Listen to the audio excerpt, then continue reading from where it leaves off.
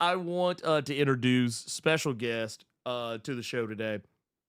We have not only the head writer, but the co-founder of Echelon graphic novels, Ethan Murphy, with us here today. And we're going to talk about, well, obviously we're going to talk about some Echelon stuff. We're also going to be talking about the Gambit Volume 1, which, by the way, link in the description.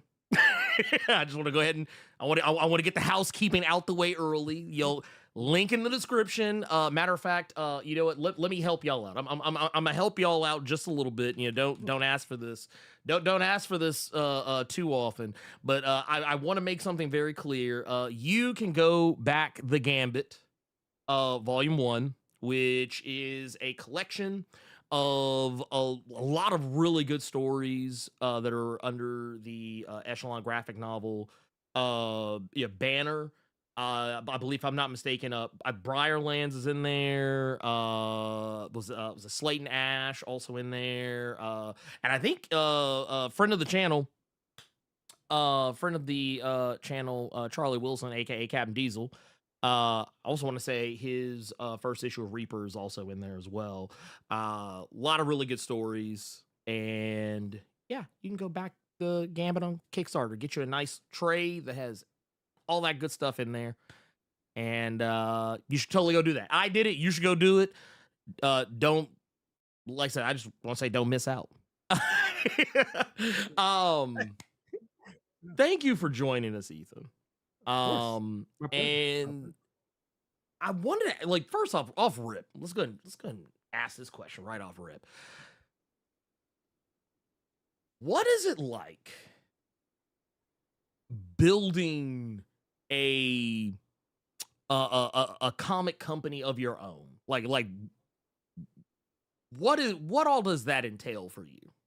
Sure, absolutely. That's a good question. I mean, you come with it right at my gut right off the bat. I like that. Oh yeah, bam! We go straight forward, man. Look, we ain't playing around. We ain't tap dancing over here. No, Mr. Gregory Hines, I appreciate that. I appreciate that. So it's I know you are a father. You're a very successful man. I am not a father. It's probably the closest thing I can compare it to as far as a labor of love. It is a lot of work. And there are a lot of long days, long nights, and a lot of angry clients, and even a lot of angry people that you work with sometimes. And everything kind of the book does stop with you, but in the end, what you get out of it, what you reap from it, is overwhelming. And I've been very fortunate that I have, Captain Diesel, aka Charlie Wilson, and a number of other people that have been amazing partners that I've worked with. I could not have done it by myself. That's insane. And that's the kind of the fool's errand, in my opinion, Ernie. That's in my opinion, is that if you try to do these things on your own with just insane ego, white knuckling it, you will fail. So the best thing you possibly do is to lean on others and to find your way that way. I 1,000% believe that, because this is something I catch myself saying a lot of the time. If making comics was easy, everybody would do it. Yeah. Everybody would do it. Yeah. You made one yourself. Yeah, exactly. Yeah. It ain't easy. It's not easy. No. Not at all. It is it's time consuming, and it requires a lot of moving parts. And that's also the thing I really appreciated about what you do at Echelon, because you're not just helping keep everything running smoothly. Like you also are the head writer at Echelon, which means you are doing a lot of not just the business end, but you're also doing a lot of the creative end of Echelon. And like, what is that like? I can only imagine just how much goes into that, because and I want to make something very clear here. I'm not saying one or two books. I'm not saying one or two books. There's multiple books. Maybe too many. Yeah.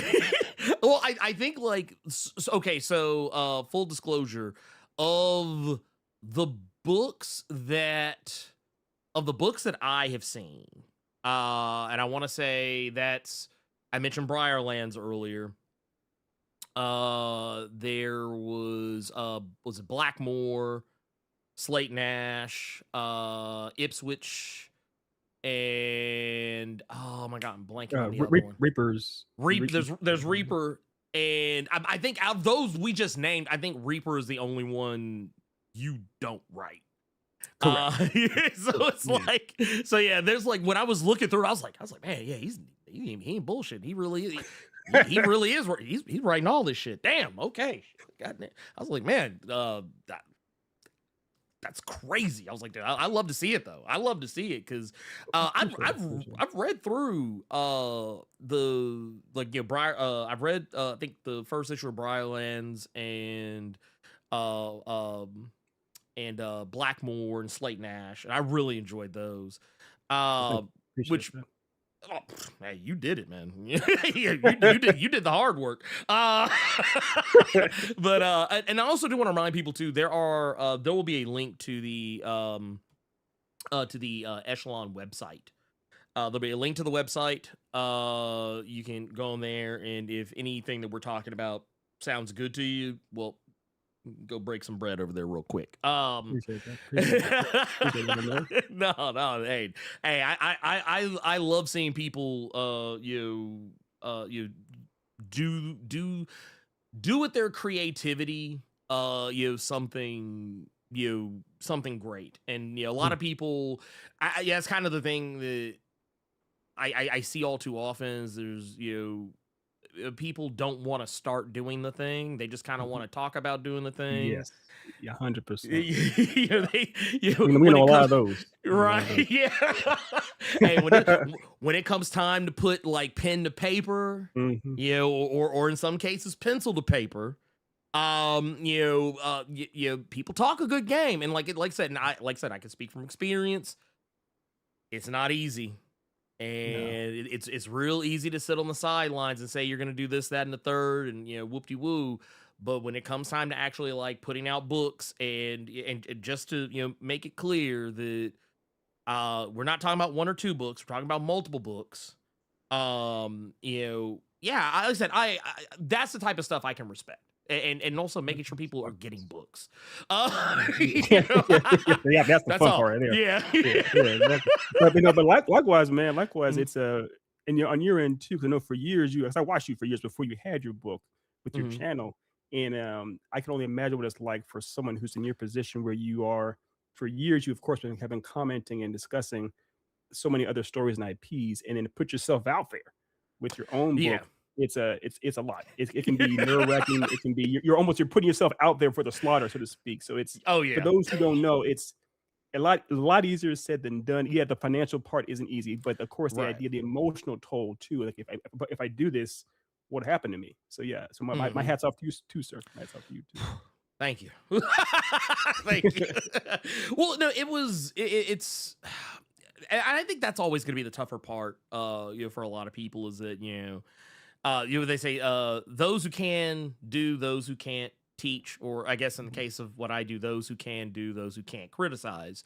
But and I've talked to some other people that are kind of in similar positions where like maybe they started out like in like comic book journalism. And it's like I said, it's a tough transition because I'll be the first one to tell anybody I have a lot of friends. I also have made a lot of enemies because of things I've said. So it is it's one of those things that like it's not an easier, you would think it'd be an easier road, but it actually makes the climb that much harder. I think both myself and Charlie in that regard, because I know he probably caught a little bit of the same in regards to when he put out Reaper. People are always going to be like, oh, you don't know what you're talking about. You just talk about comics. You don't know how to write anything. Yeah, and then people see what you could do and they go, oh, no. Right. Shut the fuck up. But one thing I was curious about with what you do at Echelon is like one thing, and this is something I actually really appreciated about what y'all do is it's really easy as an indie creator, one of the most common things you'll see is everybody's got a cape book. Everyone's got a book with some capes, and I love cape books. I don't want anyone to think I hate cape books or anything like that. I love cape books, everybody. I promise you, I do. But people tend to fall on like a couple of different swords when it comes to to doing indie titles. They're either going to try to make like a cape book, or they're gonna just default to like and you won't see in most indie spaces. You'll only really see it in our corner, in like the Black indie creator space. You'll see people kind of fall on like the same kind of, I don't want to say tropes and stereotypes, but that's the only word I can really kind of fall for it. I kind of fall on for it. But one of the things I liked about what Echelon was doing was that like all the stories were unique. All the stories felt like something different. They felt fresh.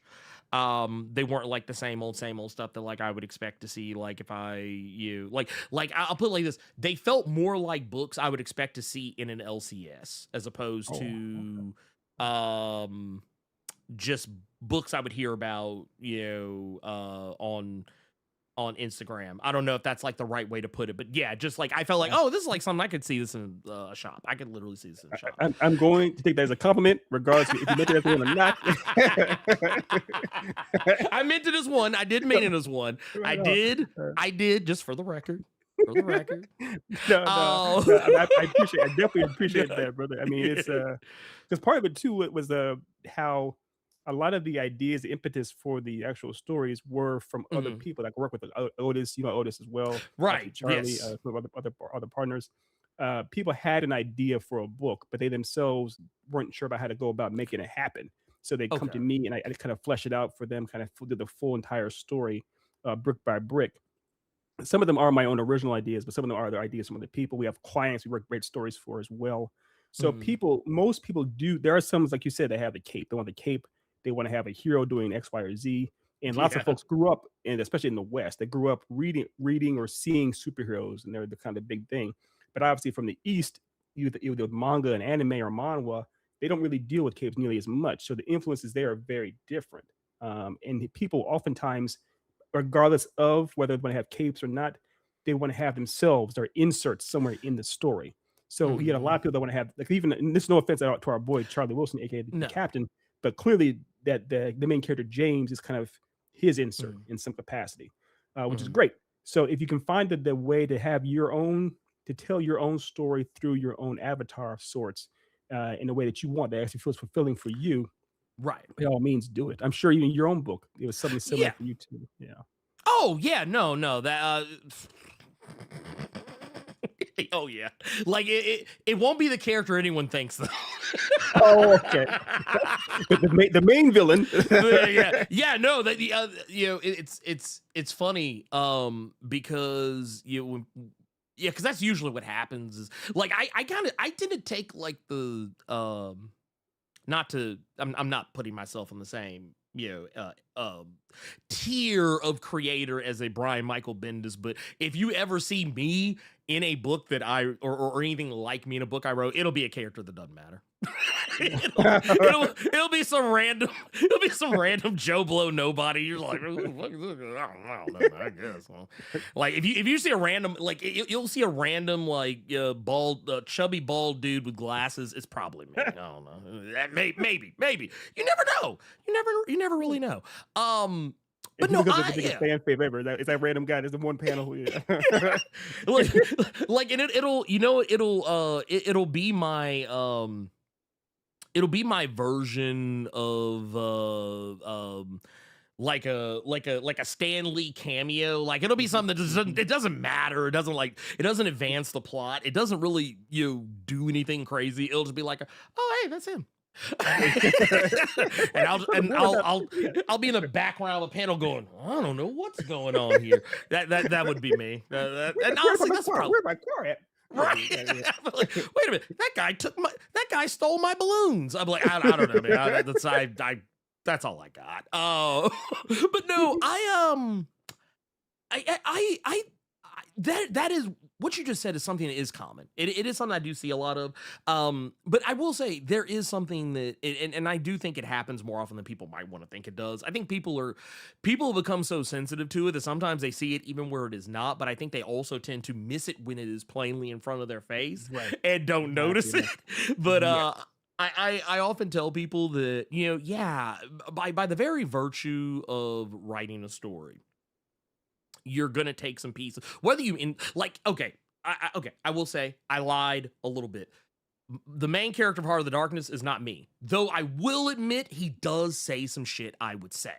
But yeah, because we have not the exact same personality, but a very like similar outlook on things. But like, but by and large, he does not look like me. And honestly, I would not do the things that he does. It just I would not. I have too much going on. Sure. I'm lazy. I'm super fucking lazy. So, but like the idea of of doing that sometimes, I think when done right, I don't think is. I think it's only a bad thing when it's done poorly.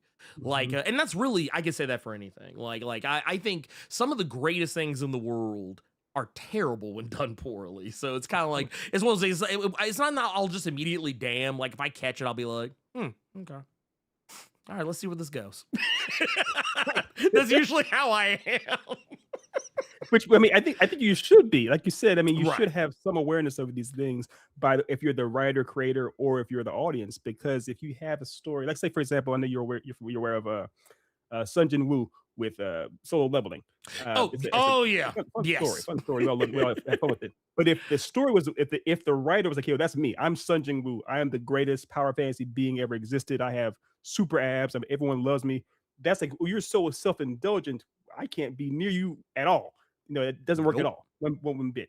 But if it's a different story where you have, like, for example, George R. R. Martin has talked before about how Tyrion Lannister was kind of like his self-insert in some sense, as far as that's his favorite character. And he's literally a little person that gets, shit on by everybody, gets his face cut in half in the book. And he's not glorified at all. But it's what he relates to the most. So it's the same idea. If you know how to do that properly in your story, it can be very, very gratifying for the writer and for the audience. Yeah, no, and I think that's something that it's. I think it takes a while for some people to catch to be able to realize like the difference between seeing it done poorly versus seeing it done well. And then of course for me, I'm always kind of the mindset that if when I read any story, the first thing I'm always going to look at is, did I get the beginning? Did I get the middle? Did I get the end? Did I get told a complete story? Are these people complete characters? Are they caricatures? Are they just are they one note? And being one note's not a bad thing. I mean, you need one note characters sometimes, but I don't like to see them in my main characters. That is where I draw a line. It's like, okay, wait a minute, all right.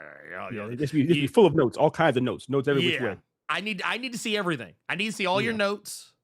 Just give me the notes. That's all I'm asking for. Give me the notes. But no, but that is something though that I do find is I think it's not unfair. It's not unfair to to be wary of. But no, the thing that I found I would say incredibly impressive though is that and this actually kind of goes to a question I saw someone bring up here. And they asked, this was Joseph Ashley asking, he says, how do you get through creative blocks? And that's a good question, because since you write a lot of stuff for Echelon, like how do you navigate that? Sure. That's a fantastic question. Blerd, and as well as Joseph. Hopefully Joseph himself or herself, I don't know, is a writer creator themselves dealing with this. But one thing that I've found that actually helps me is the tried and true method, of course, that some pros will tell you is just write, don't matter. Just sit there and hack away at it until you get something. That's not always as effective for me. I will disclose this. She won't mind. I won't say her name, but someone that also. That's why. But one of our clients, that person. But one of our clients I'm working on a book for them right now, actually. And the story is very much more or less a story about a character dealing with anxiety and how their partner uh, their fiance pretty much has to go into their mind to help them deal with it. And it's a kind of a Mhm. larger concept, and I wasn't sure how to approach it the right way.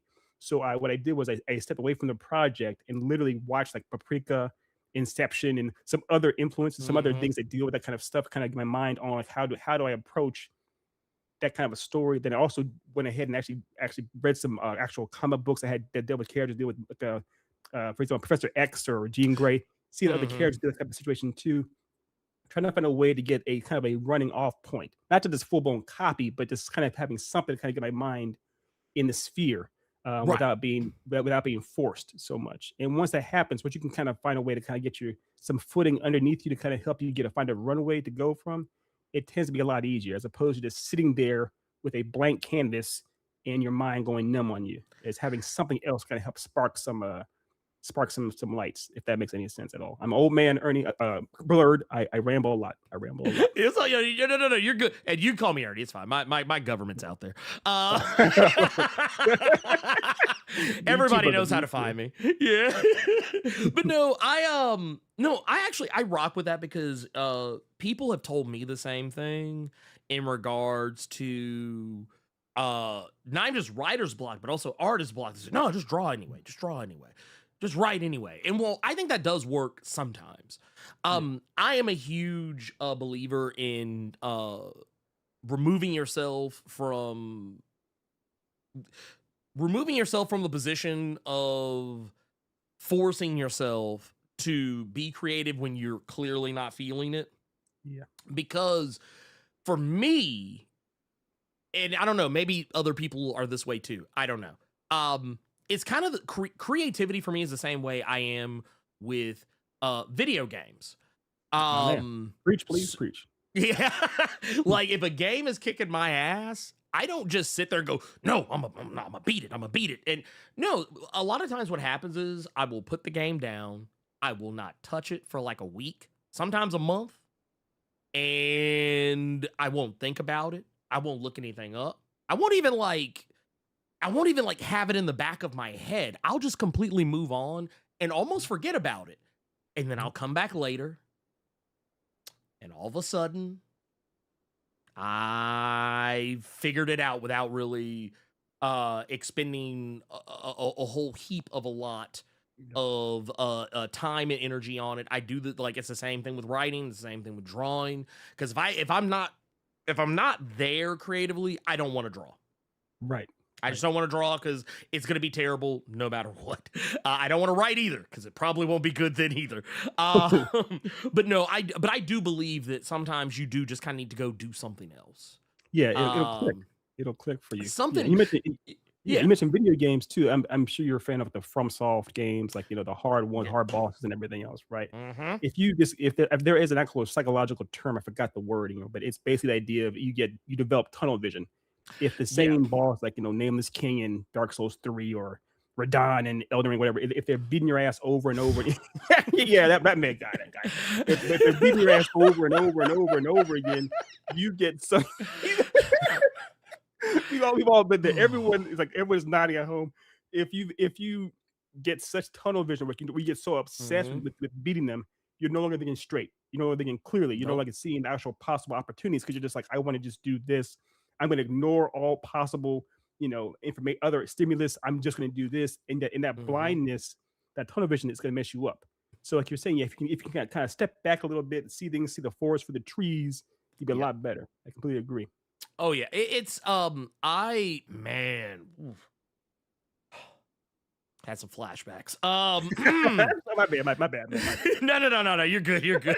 Well, no, because I don't remember the boss's name, but it was in Bloodborne. Oh, And the Bloodstar Beast? no, oh well, no, that was the first one, but it was in the DLC. Yeah, the Ludwig, the horse one, Yeah, right? Yep, that yeah, yeah. motherfucker. Of course I Ooh, remember. yeah, yeah. I basically, I uninstalled the game Oh, and went and just did other stuff. And I came back to it like months later. And I mean, I didn't like beat him like right away, but like I wasn't sitting there for like hours. It was like it took me like 2 or 3 tries, and I was like, oh, this is not he ain't shit. I Yeah, was like, he yeah, did. I was like, yeah. It's weird how that happens, man. It's weird because I have the exact same problem, Ernie, where I was stuck with him for a couple of hours at least, to the point mm, where I literally, I admit it, she doesn't care, but I literally called in sick to a date because I was like, oh, I can't come because I have something to do. She's like, what's I going on got here? I canceled a date to fight a horse in a video game, and I regret nothing. Anyway, Hey, it's yeah, it gets bad, y'all man. It gets ain't bad in here. y'all It ain't gets fought bad. that motherfucker, so Exactly. I don't want to hear nothing from nobody. No, I don't you want to hear won. You nothing beat him. from nobody. You beat him. You beat him. Cause trust me, I felt it's man to and I don't know if anyone's ever tried this before, but sitting at a I guess depending on how you write. Some people write on their phone, some people write at a desk, some people write it like an actual fucking typewriter, like crazy people. But or some people go to like a Starbucks. That's still a thing, right? People still go to Starbucks and write. I believe that too. Yeah, they write the Great American Novel, the Great American Script or whatever. I used to do it too, so I can't say shit. But I feel like if you like sitting yourself down, like forcing yourself to try and make something out of nothing, Mm, mm, um, the only mm. thing you're going to accomplish, Yeah. in my opinion, is you are going to burn yourself out. You're gonna talk yourself out of making the thing. And I don't which is why I'm not a huge fan of like the whole power through it, soldier through it mentality. I often tell people, man, right where you're most comfortable. Mhm. Like if it means sitting on your couch in your living room, or if it means like doing it on your phone. Yeah. Uh I always joke I draw some of my best shit when I'm at my in-laws, sitting at the table while everybody else is talking about stuff I don't care about. Yeah. B I'm by just all like, means. yeah, yeah, I yeah. yeah. This is fantastic. And I have no idea what the psychology is behind why your in-laws somehow make you free up your brain to write, but whatever it is, it works. I It don't works. know, but you know what it is? I think it's just having an audience. I think that's what it Mhm. is. I think deep down it's secretly having an audience. Is Yeah. that's what that's what I'm gonna say it is. Fair. We'll just say it that. That's fair. That's fair. But I mean, 'cause it is a very solitary writing, I guess art in general can be right. very solitary, illustrating as well, Hmm. can be a very solitary, um, event. Oh And yeah. in that kind of when you're left alone with yourself and your devices and your Mm, own insecurities and everything else, a lot of negativity can conspire about. And the longer you go without producing something, anything, the harsher yes. you'll be on yourself. And so, yeah, if you have an audience there, if you have your in-laws, your kids, what have you, like you said, Ernie, it can be, whatever reason, it can pick your spirits up. I get Oh it. yeah. If I would also say too, if for anyone who is, if you are a person who, if you're not sure about what it is you're doing creatively, sometimes having an audience present. I don't know how it would work for writing, but I know for art it can work. But yeah, or I tell you what, you could do it by just saying, "Hey, read this." Pick someone who doesn't know shit about what it is you're doing either, because sometimes that'll bring stuff out of it that you probably wouldn't have found otherwise. But yeah, I feel like, yeah, that is something that I do recommend. Mhm. Your mileage will vary depending on who you ask, but Well, yeah. I do think different perspectives can open stuff up. 100%. And even having like a kind of not just a sounding board, but sometimes if you, like, let's say you and I were working on something together and you Mhm. may be stuck at a certain point, have kind of talking it out with me, pretending I was the character in the story or what's Mhm. happening in the story could play out that way. There's an old method that my old mentor used to use. He was an old school Russian filmmaker and chess prodigy. But we used to say was back in the day, he used the same method to get past writer's block that he did in the playing chess. Is that he would see how, if he was on a board, to say he was using the black side, whatever, and he didn't know Mhm. how to actually attack the white, he would turn the board around and look at different things from a different point of view and say, how would I not want to be attacked right now? So it's the same idea Mm. when you're actually making a movie or writing a script, whatever you're doing. It's like if I was watching this movie, right? If I was watching this, reading this story, whatever, what would I want to see as the audience? Look at it from a different point of view, and that can sometimes help Mhm. as well. Makes things up a bit. And I'm curious about this too because I'm for my own self, I know how I do it for me, but I'm always curious about other people's processes. Um, when when you're tackling a story, like when you're trying to put the pieces together, how do you attack that particular process? Like, is there like a specific way that you like to sit down with something and try to figure out how the story like works? Yeah, well, good. That's another good question, my man. Yeah, there's two things I do that are part of my process. If I was to be that pretentious, say I have a process. The Yeah. first thing I know it sounds. I'm I always sound like, crazy. I don't know, man. As I get my tea from England. Yeah, But look, the you gotta remember, you picky, gotta all picky. pinkies out, pinkies out. Oh, I don't, always pickies out. But if I was to say something that as far as my quote unquote process, I do have to do an outline. I found that trying to go through a script without an outline is trying to go through a dark tunnel without a flashlight. So I need to have an outline, have some kind of a roadmap. And even if you don't follow it step by step, doesn't matter. It's just something there to kind of give you somewhat of a safety net, something to look to Mhm, in some capacity.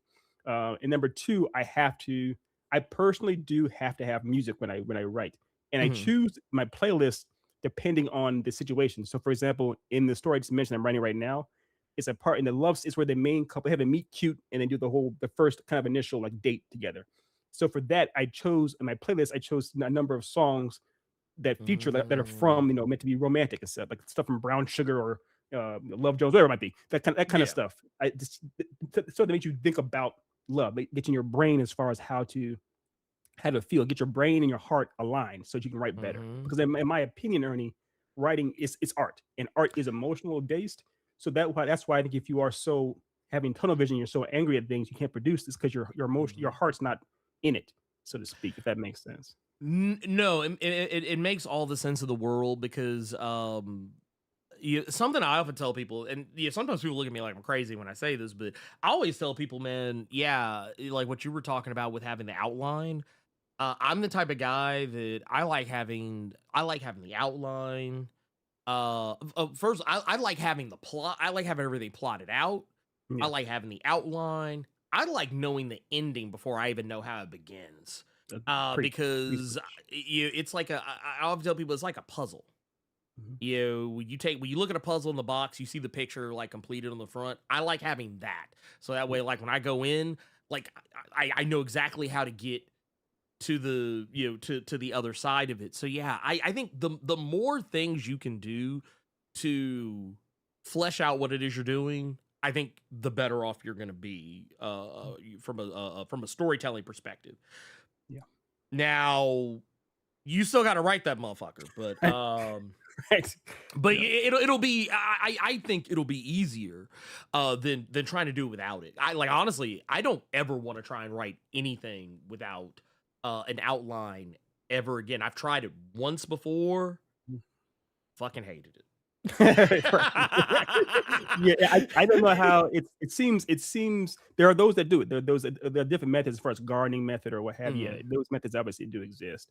But for me and you, it seems like for you as well, the idea of the outline, like you said, knowing the ending, it helps mhm, because you know what you're writing towards in some sense. You have to think of it this way too. If Joseph is still there thinking about this, it's the idea that when you are writing a story, creating a story, you mhm. are God. You are the actual Yes. omniscient being. You know everything. So denying yourself some information by not knowing how it ends can definitely handcuff you. If you know how it ends, you can kind of plan accordingly for it. So you can kind of cheat towards it. You can actually do some classic plants and payoffs. Make sure you plant certain things there. And again, you don't have to do all this in the first draft, but kind of being Right. mindful of certain things can help you as you're going about the story. Another thing too, Yeah. Ernie, I'm sure you do this with your own stories, is if you know the characters and on any level, that way you can think of how they would talk, how they would act, it makes a difference. If you have a whole bunch of blank pegs that you're trying to figure out what to do with them, and you don't know what they're going to say in a situation. That Mhm. makes it that much worse. That much harder. let me ask this, because you said something very, very, very important that I wish more people paid attention to. You're talking about knowing the characters, like, and I don't know, maybe I'm a crazy person, but do you ever like talk to your characters, not like just in terms of like talking to them as if they were right in front of you? Yes, yes. There you go. I've been locked up with the straight jackets many times. Yeah, but Hey, I'm not mad at you. I'm mad at you, but I've done it too. I mean, yeah, I think it of makes course, of sense. course. Yes, Yeah, 100%, I think it makes sense 100%. too. I feel like if you are not comfortable enough to talk to your characters, it's because your characters aren't real enough to you. Yeah, it is. There's the old, I forgot the exact quote from Eiichiro Oda, the creator and writer of One Piece, where he said how Mhm, he literally saw all of his characters so vividly. mhm, And for One Piece, that when because before he was doing the plays, he did the plays for them before he did the live action, what have you. And so when he's doing when they're casting the plays, he would pretty much base off of how similar they look to the people he saw in his mind for years and years and years. And so that's kind of how the idea is. I when I'm writing or creating these things, or anything, I see them as actual people. I try to write an actual conversation with them. Try to actually do things where it's like if I was to go to the store with this person right now, what would they want? Or if I was to mhm. get into a fight with them, what would they have take a stand on? What kind of values do they hold dear? If I was to play a game with them, if I was to play, Bloodborne against that Yeah. little bit horrible boss, what would they cuss when they lost? Would they get upset? Mhm, Would they keep on? What would they do? All these things really do matter, and they really influence your story, or they should. mhm. Oh, no, I think they should, and I think, if you can if you can give your characters, like, actual voice, Hmm. I think you've already won the battle Yes. on, because for me, if I'm when I think about, like, my characters have, like, voices very distinct from mine. It's very much, it sounds like a bunch of people are in my room sometimes when I'm talking Mm. back and forth, like, with characters and being like, how would they do this? How would they do that? And I would even go as far as say, if you are really on your game, I feel like the characters will eventually start telling you Thank you. what Yes. what the next move is. Like instead of Mhm. you don't have to wait. You won't even have to talk it out. They'll basically be like, nah, this is what's gonna happen. And 100%. I think when you're at that point, that's when you're like in like infinite flow state. You're just like, yep, Mhm. I got this. Like you see the code, you now see the matrix, you've got it, you've got it all figured out. 100% Um agree, brother. 100% agree. I used to actually do well stated, my friend. There was a thing too. I used to do two things based on what you just said there. Your sagacious nuggets of gold you're dropping all over the place. Um, what but the voices of your characters should be Mhm. distinct, memorable, and one of a Yes. kind. So I used to be a teacher for a number of years. I taught graphic novel writing at a school, at a charter school, and one of my Mhm. exercises I had was I would literally have it where the students had to come up with their characters and let me know who they were before sending me their whole basically their bios or backstories. Ooh. And then they had to write a full conversation with these characters and just call them person one or person two, person three, not give them their names. And the test was for this test, I had to be able to tell which character was which based off of what they said. If I couldn't tell who they were based off their dialogue, then that means they failed to Mm. establish who the character was. And the thing was, the ones who knew what they were doing wasn't a problem for them. It's easy. It's a fun task. But if you had no idea who they were, they all just sound the same. So yeah, you got Mm. to be careful of that.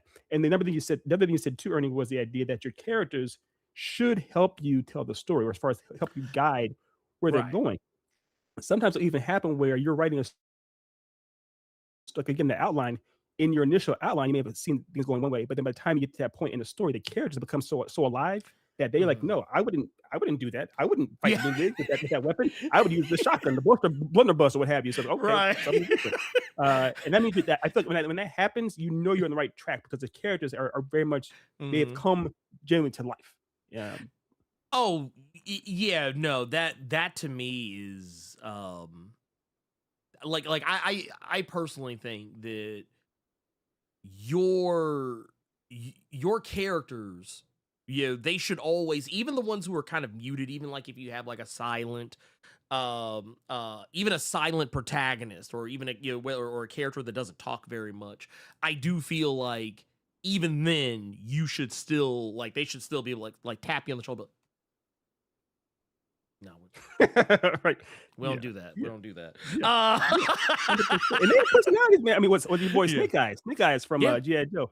He had a personality. Yeah, definitely had a personality too. So, yeah. Yeah, you don't. It's you can communicate. You can communicate without even having to utter a single word. Because personality, I think, is going to come out on the page. And I will also say too, in that particular aspect too, if you have a really talented artist who knows how to kind of take your idea and put it out there or like display it in such a way where like they kind of take a little bit of the because when you're the writer, you got to write the dialogue. So, technically, you're doing kind of the heavy lifting on the communication. But if you have the artist that's there that can come in and be like, well, this character doesn't really talk. So here, we're going to do it like this. And here, it's going to make sense. And you're like, oh, crazy. This is wild. 100%.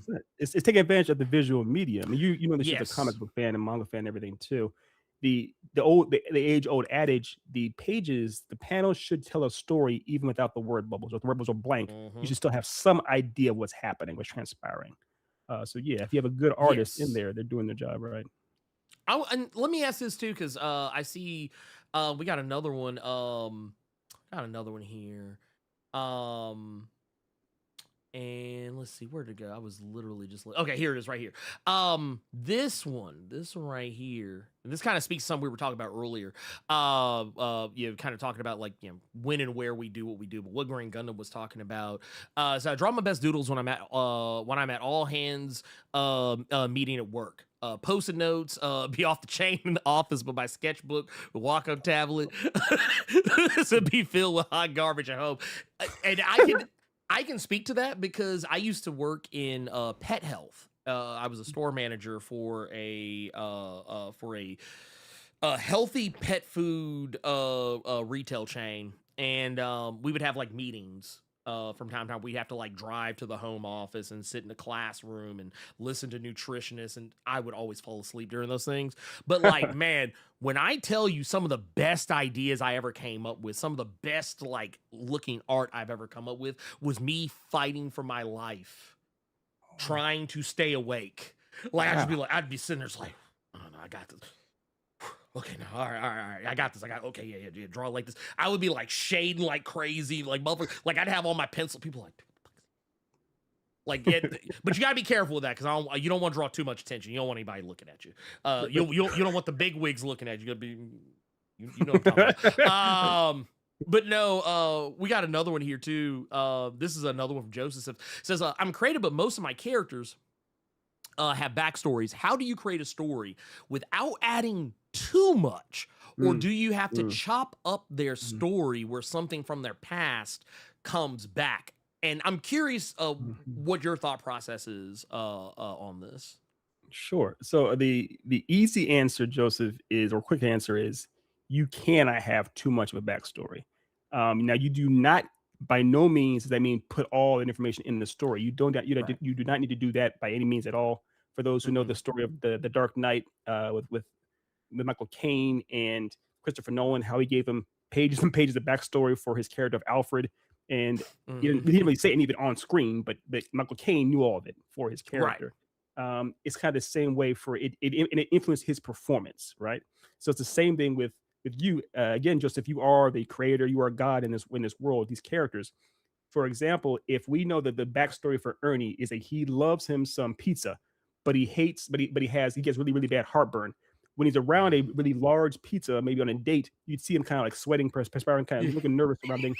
And the date may have no idea why, but we, as the person who made this character, we know that it's because his issues with the pizza. These things help you with your story. It helps you as far as making the character seem that much more interesting and alive. It makes things that much more fun in general. If I hope I answered that one question. I mean, I think so because I mean, I think that there are details that are for you, yeah, as the writer, and then there's details that are for the reader And I think Mhm. that if you can also kind of maintain a little air of mystique, even it kind of gives value when people can figure out those things for themselves. It Exactly, adds value to your exactly. story. 100%. Yeah, like I think that's perfect. Yeah. We've got Oh, another wait. one. Oh, Oh, go ahead. Go no, no, go go ahead. I'll say one last thing, Ernie, was just Yeah. for you though, Mhm, do you as far as, the D&D alignment with characters, character alignment, mhm. for you personally, do you have a preference? Like, which character alignment do you enjoy writing for the most? Is it like the lawful Ooh. good, chaotic evil? Like which one do you kind of neutral? What do you You know what? Honestly, there's a couple that I find compelling because mostly because I feel like they're the ones that surprise people the most. I think lawful good characters are really fun to write. interesting? Um, and I also think that while chaotic neutral is fun, Mhm. I think lawful neutral is also really fun to write because the difference being like with lawful good characters, people always confuse that, oh, if you're lawful good, that means you're goody two shoes. Like, nope, No, not the case. no, Not the case. Lawful good is not the same as lawful nice. no, no. It's not the Don't same. Judge Dredd is not nice. He is in the No, comics, especially. He's not nice. Yeah. not at all. As a matter of fact, Mm. lawful neutral can be pretty open as well because it's like having a strict set of rules but not necessarily leaning in one specific direction or other, because I think that's the thing, like the thing with alignments, and it's something that I always feel I took this away from something else. It was from a game that called Shadow of the Demon Lord. And there was something that the creator of that game said that really leapt out at me. He said that the hero of the hero of the kingdom who saved the entire kingdom from the evil dragon, while he's the hero, that guy probably goes home, mercilessly abuses his wife. Um, and he said he was Jeez. his words, not mine. But he said, Yeah, and the guy who's like the evil fascist leader of like a totalitarian regime or whatever, he is like, this enslaving humanity and forcing them into work camps and stuff like that. Really nice to animals. Really ridiculous. Like basically, that was kind of where I learned about nuance. Like people yes. having like Yeah. multiple layers, like, so that's why whenever I look at stuff like that, I'm always like, I always try and remind myself that the alignment is the starting point, and then Mhm. everything else, like, or not just the Agree. starting point, but it's the guide, it's the road map. It's not Yeah. necessarily, The you know, destination. right. So yeah, Yeah. that Yeah. what about yourself? No, really good question. And I apologize to the viewer who wanted had the question. We'll definitely come back to you. Yeah. We'll definitely come back. But but for me, it's similar to you. I definitely, of course, enjoy lawful because, like you said, it's lawful. Lawful good isn't necessarily a good guy. The law. What if the law No. itself isn't good? Well, my friend, you Right. are yeah. So the one that I have, yeah, the one. I mean, technically, there are. If you think about it, sometimes technically Vader isn't even lawful evil. He's technically lawful No. good because the law is this. Yeah. But so for me, the one I tend to enjoy writing the most typically is chaotic good. It's someone Mhm.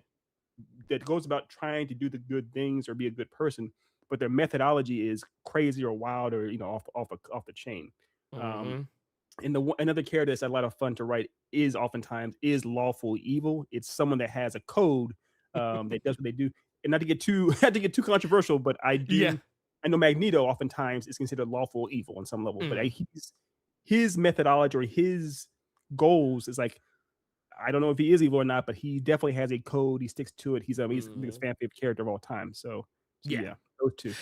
It's it's very like evil characters are fun because you can really cut loose. Like Mhm. you can kind of you can channel a lot of wild shit out of an evil character. Yeah, I'll just say that. yeah, yeah. We be here. There's so much we could say. We'd be here all day. Yeah, yeah. Oh, but it says And then this is another one. This is Joseph asking another one. It says, what do you do if your weakest strength is dialogue? It says, I draw and write the story, but I'm not good on conversation.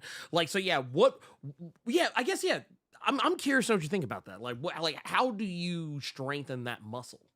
Sure, that's a great question. I mean, so there's two main methodologies that I found that work pretty well. The first thing is when you're crafting a story. This is for Joseph or anybody else. Go ahead and write out the story first, and Mhm, you can go back and do the dialogue later. Or if you had to put dialogue in there, make it as simple as it needs to be to kind of convey the actual basic idea, fundamental idea of the story. But come back and pepper in the spicy dialogue. It's the same thing as if you're playing basketball. The game is just to dribble the ball down the court. You don't have to go behind your back or go through your legs or go all around. You can just be the most simple, basic point A to point B, mhm, and make sure the dialogue makes sense. You're good to go. And come back later on, you can polish it up, do all kinds of fun things with it. Another thing mhm, too is it's the same that most artists do. I'm sure you did this yourself, Ernie. Is where you observe. So for years, most mhm, artists they watch, they look at other artists, other great illustrators, what have you, draftsmen, how they draw their characters in their comic books or manga, whatnot, and they first mimic. It's mhm, the same thing with dialogue. Listen to people have conversations. Listen to how people talk when they talk to each other, how they sometimes stutter or how they kind of start having conversations and kind of break off. Listen how subtext, real actual subtext sounds. For example, if you're specifically trying to do a conversation where somebody has an interest in somebody else, but they're too nervous to say it, how does that actually come across in real life? Or if mhm, you need to, you can go to references as far as movies or a manga or comics or what have you. See how mhm, how it comes across there. But it's try to be as much of an observer as you can and pick up on these things and have fun with it. You don't have to be a Tarantino, just loving your own voice like a naturally. That's his forte. Let him do his thing. You get mhm. to in your own method. Take your own time with that. I 1,000% agree with that. I'd even add on like heck, if you have, yeah, I'm not gonna assume everybody knows a lot of people, but a lot of times for me is listening to people around me that I know. Mhm. Like I always like I a trick I use. Sometimes I think it works more often than it doesn't. Is I like to cast my characters. Mhm. And it could either be a celebrity, it could be a person I know, it could be anything. It could even be a specific character I've seen, somewhere else. I'm like, I want this character to have this basic like framework, and then I move on from there. Like, and I start building. I start building it till the character becomes unrecognizable, but it's still recognizable to me. One of my characters, my story is based off one of my best friends. So Mhm. like the way that character talks, it's the same. Mm. Yeah. Like Yeah. I know her so well, and we've had so many different conversations over the years that when it is a secret who it is. It's my character Kayla in Heart of the Darkness. She's the one white character of prominence is based on like I'm not gonna say my one white friend, but like my there was it was one of my friends who like I kind of spent a lot of time around working together and stuff like that, and I was like it was just so easy because like I could hear everything in her voice, so just like so whenever she spoke, I was always like, wait, that's exactly what she would say. So yeah, she's gonna say that. I love it. Sometimes that could be helpful, depending on Mhm. your situation. But yeah, That's great. just listen out to people. Yeah. Some people are really not super duper complex No. on how they communicate a lot of the time. So yeah, you're not looking for anything specific. Just listen. People will tell you Yeah. everything. Yeah. They'll tell you That's the everything. wisest, yeah. Just listen to say everything. And the thing is, like Yeah. you said, a good point there as well, Ernie, is that not to Mhm, pretty much don't put too much pressure on yourself to be to write an amazing conversation. mhm. Most people don't speak amazing ways. They just talk, No. so that's perfectly That Joss Whedon ruined a couple of Yeah, generations of yeah, people yeah, because they're yeah. and don't get me wrong, I love me some I love me some Buffy the Vampire Slayer, but like I think Sure. people got tricked into thinking that actual people talk like that sometimes. Right. And I always play this game when I'm reading something, or even if I'm watching something. And it's called Nobody Talks Like That. Yeah. Yes, yes. So like if I'm watching something, like I literally turn into Leonardo DiCaprio in Once Upon a Time in Hollywood. Like I'll just raise out of my chair, and be like, nobody talks like that. But no, it's because it's you figure it out pretty quick. Like honestly, dialogue, it's tough. It's gonna be the toughest thing. But I promise you, if you got your plot locked down, the words will they'll get there. Just Yeah. don't force it. Just don't force it. Yeah. Yeah, Exactly. and honestly, I would say just keep writing until you get there, because like anything, flex your like you're flexing, you're working that muscle. It'll eventually. This is technically art, but like I always think about One Punch Man. One Punch Man looked like ass when it first came out. Yeah. Putting it lightly. Putting it very lightly. Oh, it was hot cheeks. It was just Yeah. God, it was terrible. But now look at it. Now look at it after all these Funny. years, and it's like you're not gonna start at perfect. You're gonna like an old boss of mine. I remember when I started a job that I was not qualified to be a part of. I remember he told me everybody starts to suck. he was like, he said, look, he's like, you're not qualified to do this, but you're here anyway. He said, but just know, even if you were qualified, you probably still suck. So he said, all you can do is get better. And honestly, exactly. I think that works for creative endeavors as well. I think that if I don't know, I think if you actually do try to work it out, if you're for real, you'll get there. And if you're already writing the story, you're already like kind of coming up with your own world, you're already kind of like putting the pieces together, all the other stuff. The rest of it will come together. You'll honestly, I would say just keep doing the thing. Yeah. Right. Just keep doing it. And the thing is, you're right. I mean, not to be derogatory toward Joseph. No. It's okay to suck. Like Ernie said, it's 100% okay to suck. Everyone starts somewhere. No one's very, very few people start off as a masterpiece from square one. You got to start somewhere. That's perfectly fine. You got to do that. Look up. This is a very important resource. I don't remember the exact place, but if you Google it, you'll find it. There's a repository for comic scripts. I highly advise, look it up. And it's not just random scripts, it's scripts from like some of the GOATs. Brian Michael Bendis, Jason Aaron, Gail Simone, Christopher Priest, I think has some in there too. I think there might even be a Dwayne McDuffie one in there too. But it's a bunch of random scripts that just read through, see what they're saying, see what they're and honestly, by that metric, just read more, just read comics. Just keep reading comics, because I promise you probably already know how to do the thing. I think you might just not realize you know it yet. It's going to be one of those things. You're going to figure it out, and you're going to be like, dude, why wasn't I doing this before? And I promise you that's exactly what it is. 100%. You know. You just don't know that you know. Exactly. I see the star going across the screen. You know. I mean, hey, I'm just saying. And then I guess I want to ask you this too, because I want, obviously we came here to talk about the Gambit, but I wanted to ask this because I feel like this is something that is really cool and almost shocked more people don't do it. But the idea of taking some of your stories and putting them all in one place, to kind of make a I guess make like a perfect launching point, for people. Like, so let's say maybe they don't know, maybe either they've never heard of Echelon, or maybe they didn't know that if they do know about Echelon, maybe they just didn't know like a certain title or whichever existed or whatever. But like taking you know, an issue from each of these to kind of put together into a book, and tell a bunch of different stories. What was it that uh that made you think to put this together? For sure.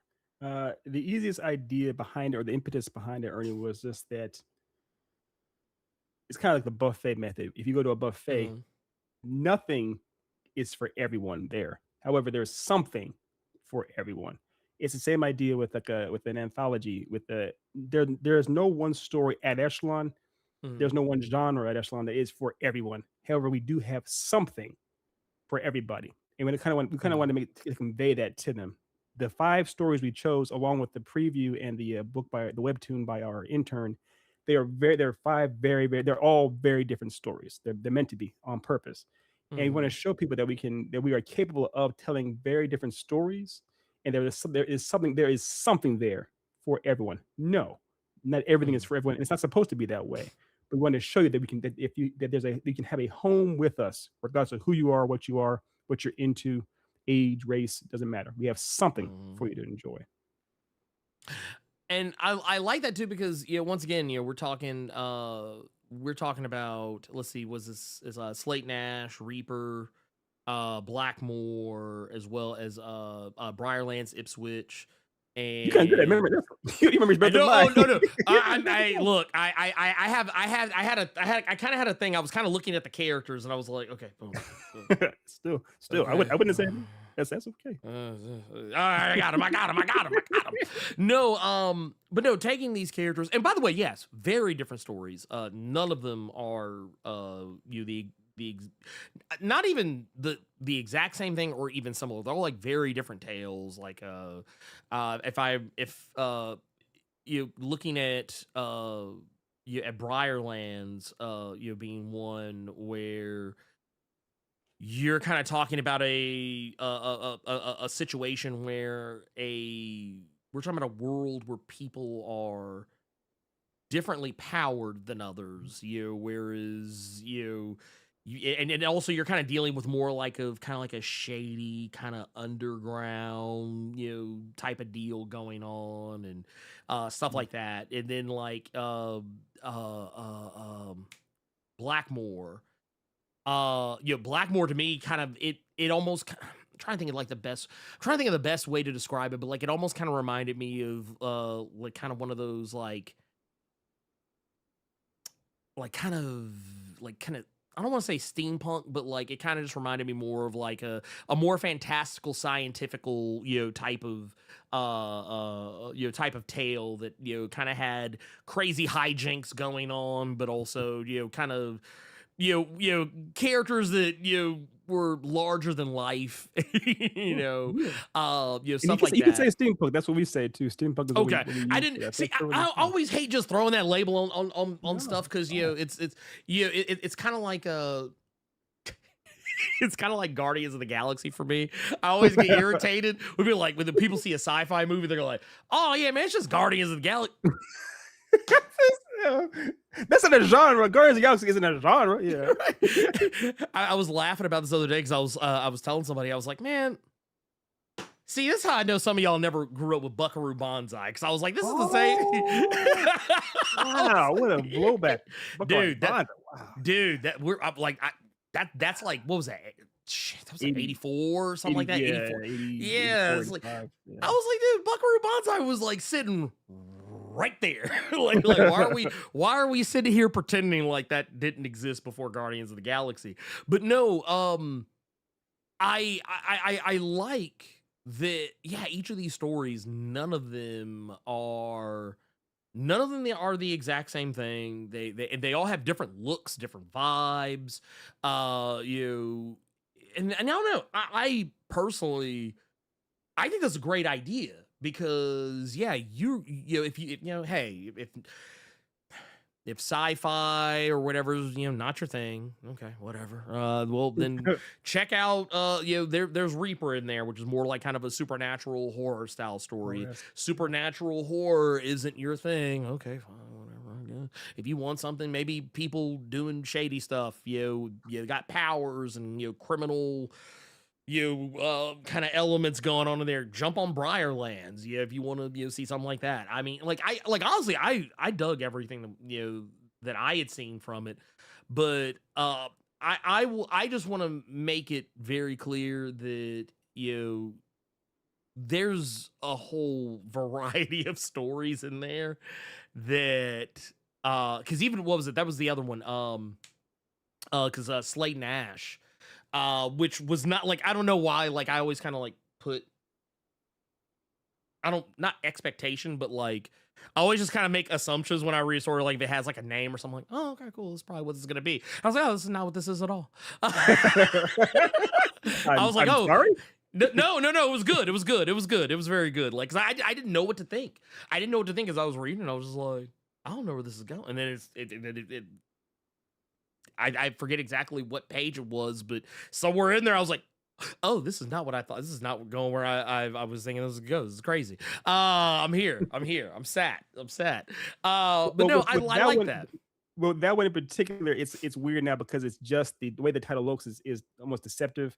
Back in the Mhm, day, we were trying to get the initial kind of pre-production for the book because it's Slate and Ash. So a Slate was mhm, made, the actual version, the first promotional picture was literally a tombstone, aka the Slate, and the mhm, ash on top of it, aka what a phoenix rises from, so to speak. So it's meant to be life and death. And for those who don't know, it's spoiler alert, it's about a cop working with a zombie. So it's kind of like, mhm, those two working together, those sides. That was the impetus behind that name. Now hearing it just without knowing that type of stuff, it doesn't mhm. sound anything unique or what have you. So yeah, that's very fair. Very It fair. was well, no, but but when I read it, I was like, never mind. I was like, I get it now. I was like, I get it. I'm that, and that's what I like those. Like, there's so much variety, and a lot of I like when I like it when creatives are kind of flexing their creative muscles, trying different stuff, jumping into different genres, like not just repeatedly doing the same thing like over and over and over and over and over and over again. As what we see a lot happens a lot of the time in mainstream comics. Now with the Gambit, and I want to make sure I'm correct on this. This is, I think it says, yeah, 13 years worth of comics that are going to be in just because the span of time that a lot of these books came out. At this particular point, I'm gonna say you are a veteran in the indie comic space at that point. You're locked in. You're a lifer now. You don't get to decide that. But like, is there anything that you have learned in the time that you've been doing this, culminating in accumulating these stories? Is there anything you've learned that if you could go back and tell 13 years ago is there anything you would like go back and be like, hey, do this? Woo! So many things. Where do I start? Where do I start? And by the way, thanks for reminding everyone out there how old I am. No, I'm Yeah, sorry. I'm sorry. when the big bang happened, I said turn that noise down. But yeah, it's a.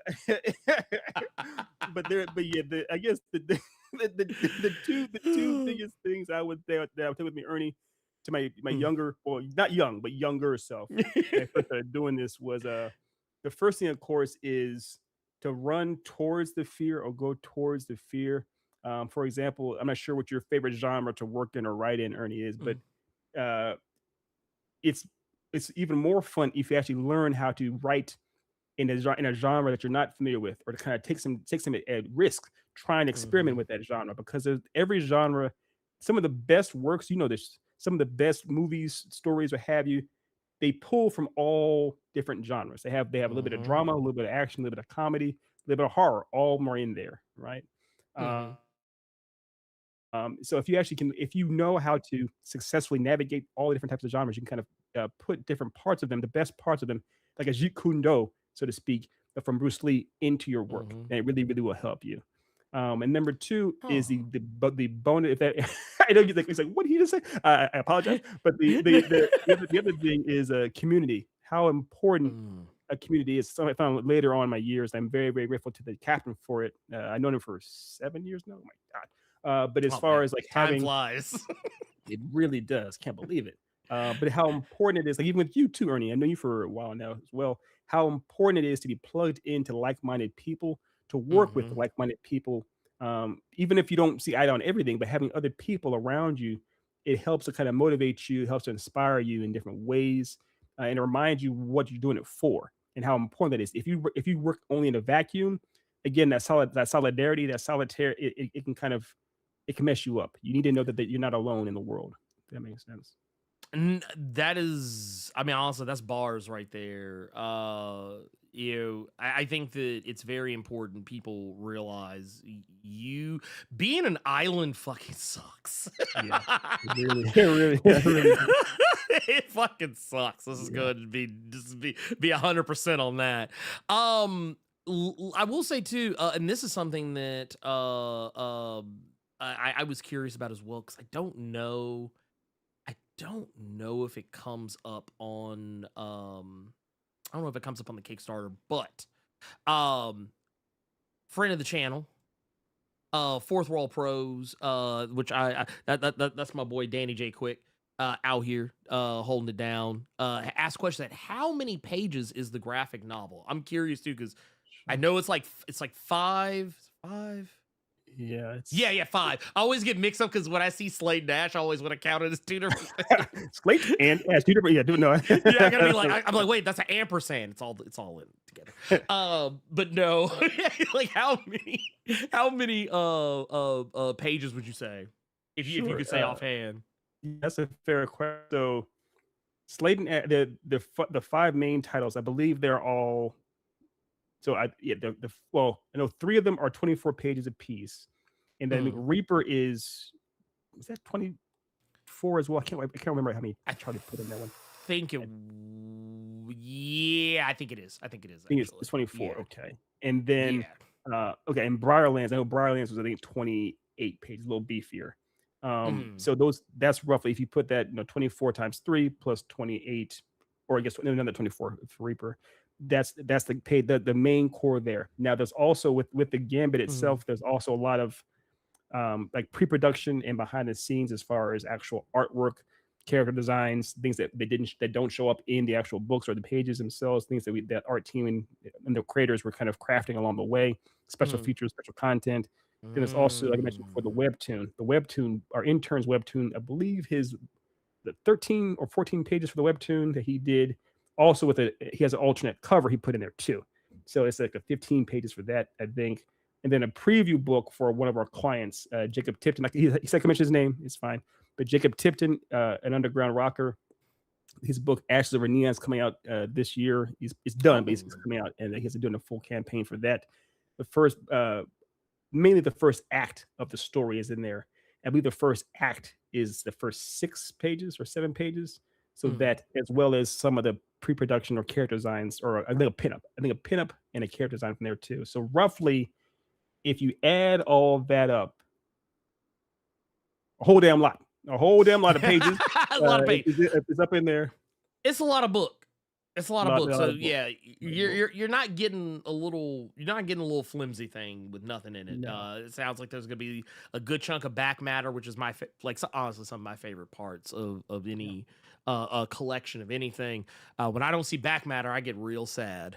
Um, looking at you, Image, with them invincible compendiums. Oh yeah, that's right. Well, What a I'm waste shooting. opportunity.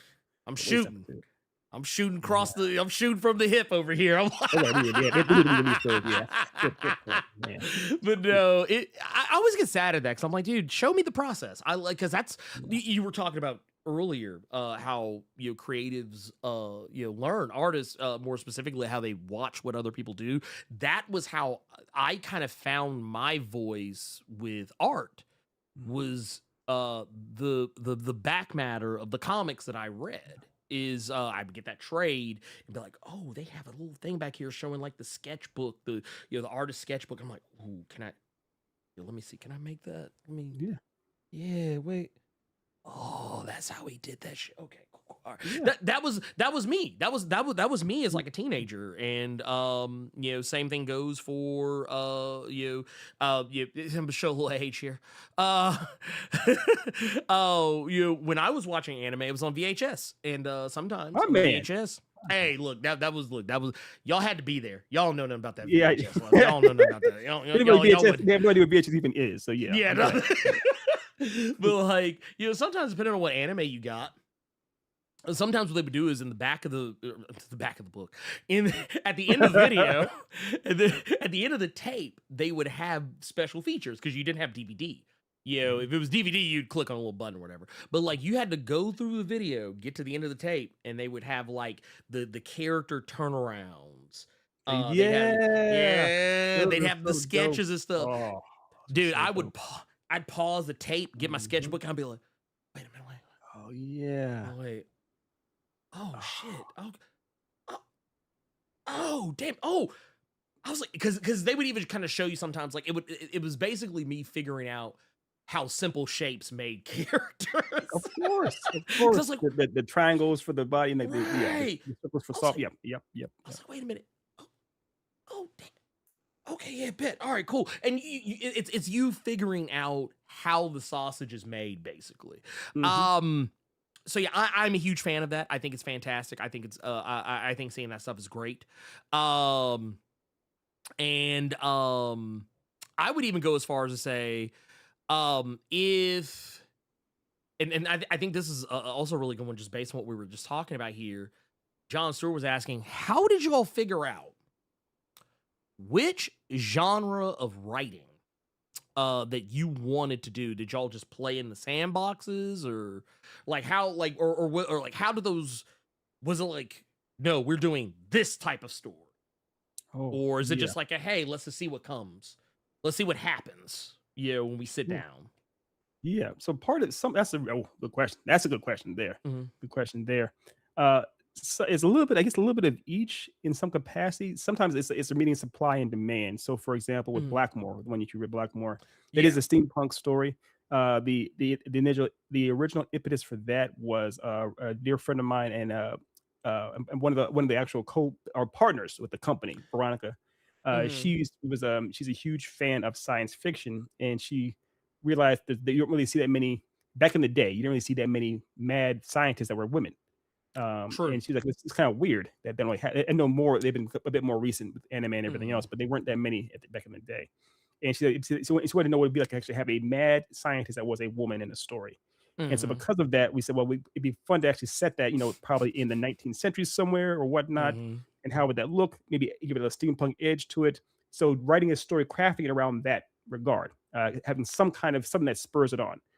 With Briarlands, I know that both because it was the initial story with that was by Keith Stanley and Otis, and they're huge fans of both obviously Static Shock with the Big Bang and The Wire with as far as like criminal organized crime that looks kind of sexy from the outside looking in, Mhm. and The Wire, and obviously the Briarlands is kind of it's what it is. It's a mashup of The Wire meets the X-Men or the big or Static Shock with the Big Bang. So it's kind of Mhm.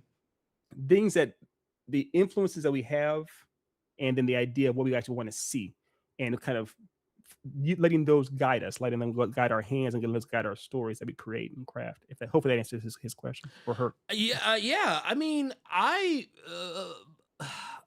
actually is really kind of cool too, because now that you've said it, I'm kind of thinking about it, and I'm like, that's exactly what that is. I Yeah. was like, yeah, it is like it's got that Wire vibe, but it's also got like it's got that those it's got like that kind of like that X-Men kind of vibe too, and it's like, yeah, honestly, yeah, I like that. I actually Well, like how that. about for you when you crafted your story? Obviously, Heart of Mhm. Darkness. Were you? I guess you are a fan of, because from what I understand too, it is a bit more of a horror esque vein. Are you? Yeah. Is that what motivated you? You're a fan of horror, or Yes. Big fan. Big fan. yeah. I watch a lot of horror movies. Okay. More than I should probably admit on a camera. But I will, because I'm reckless. I probably watch horror movies every day. Wow. Like I don't think a day goes by like I don't watch a horror movie, whether it's one I've never seen before or one that I have seen a lot, or maybe very little.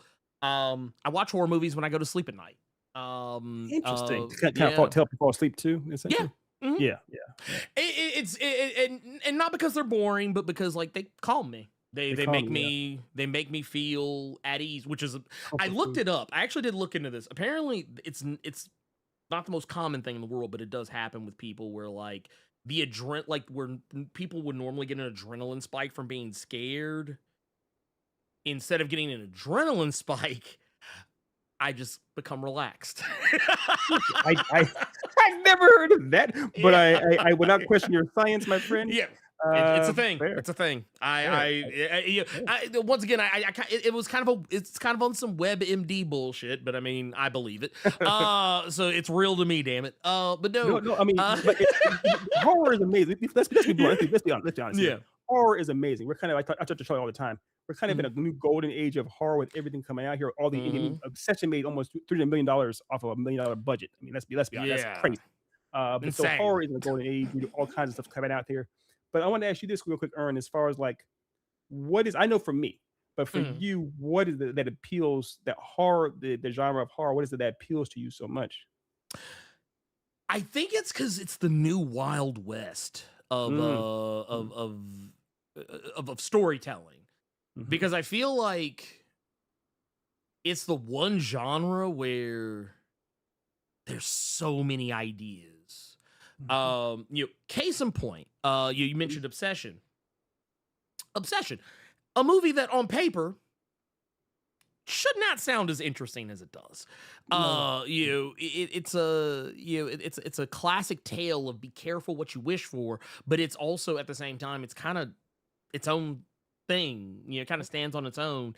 Mhm. When we got like when Jordan Peele started dropping movies, and it was like he was taking simple premises, but like and there were premises of things like technically we've seen similar-ish stuff before, but like he was doing it in such a way that was like it was its own. It was still kind of like its own thing, Yeah. and I love that for the genre, and I think horror is also one of the places where you can meet like I think you can probably meet the most diverse types of characters in a horror movie. You can meet Yeah. characters you like, characters you don't like, characters you can't wait to see die, characters you hope make it out alive, characters that you're like, mm, I don't feel exactly sorry for you in this situation, but I don't hate you. Yeah. Or characters you're like, you don't deserve to be here, but you did follow those folks in there. Uh, you can feel so many different types of ways about so many different characters, and I don't know. There's just it's a beautiful genre that and horror can literally be because there's so many different types. Mhm, There's mhm. slashers, there's ghost stories, there's revenge stories, there's demon possession movies, there's home invasion, there's like literally I can like that's where you even get to like the found footage, the psychological horror, and like stuff like that. So Yeah. it's like there's so many different ways to scare somebody, Yeah. and there's so many tricks you can play around with that it 100%. just it makes it a unique playground, like probably That's more than any exactly other. it. It's a unique playground, 100%. I Mhm. mean, backrooms also. Backrooms, Yeah. they made empty spaces horrifying. It's like, all right, you do you, my man. You do you. Oh, Yeah. I love it when people try to do new things. When they try and find new ways to make stuff scary. You Mhm. know, it just and it's for me it's the one genre where I'm the most interested in the behind the scenes. Like, Oh, ooh, how that's did they do this part? How did they do that? Ooh, wait, did they do this? Was this practical? Did they, they were playing with frequencies of sound to like make this happen and da da da da. It's like it's always fun to find out exactly like, what's actually being done. That was actually why I obviously for the horror part of it, but also like wanting to wanting to create a world where horror is at the forefront of it it felt like the most natural thing to do. Yeah, of course. Because I Yeah, was, I'm not knocking it. I'm not knocking yeah, it. because I That was makes just perfect like, sense. I was like, oh man, dude, there's so many like, there's just, yeah, there's, and I often tell people horror movies. Just go like walk into a, well, I don't know, they don't make video stores anymore. But I I was gonna say know. walk into a video store, but I'll just say this: go on like IMDb and just look up the horror genre. You'll find a metric crap ton of movies you didn't know existed. Oh my god, yes. And like you said too, it's the range of they're so Yes. oscillating so differently. It's also was weird. One of the weirder things you mentioned, Jordan Peele, like Get Out, for example. Mhm. The parallels between Get Out and like the Stepford Wives is like what? It's also it's fun to see the movies that influenced other or filmmakers and influence other filmmakers down the road in the horror Mhm. genre or movies influence other movies. It's obviously with Obsession, right? For example, he was Mhm. influenced by the Simpsons episode of Treehouse of Horror with the monkey's paw as far as the Mhm. movie. So it's fun to see this type of things. It is a very much a Wild West. For me, I've had extensive conversation with my friends and of course Charlie about how I love the final girl trope in horror movies. For those who don't know about Yeah. the final girl, is typically in horror films the last person that has a battle against the big beast of some kind is a young Mhm. lady of some kind, a young woman, what have you. And the aspect I like about that so much is it's very much a David and Goliath scenario. It's always the one that seems like they have the least to Mhm. combat this overwhelming odds. And finding out how they do is just engaging. My personal favorite is Sarah Connor in Terminator One. That's a horror movie. I don't care what you say, it's a horror movie. Oh no, it But is. It's very much a horror movie. Very much. yes, I'll die on that hill. I'll die on that hill. yes. Yeah, but Fuck I that. love seeing that kind of stuff. It's always fun to watch.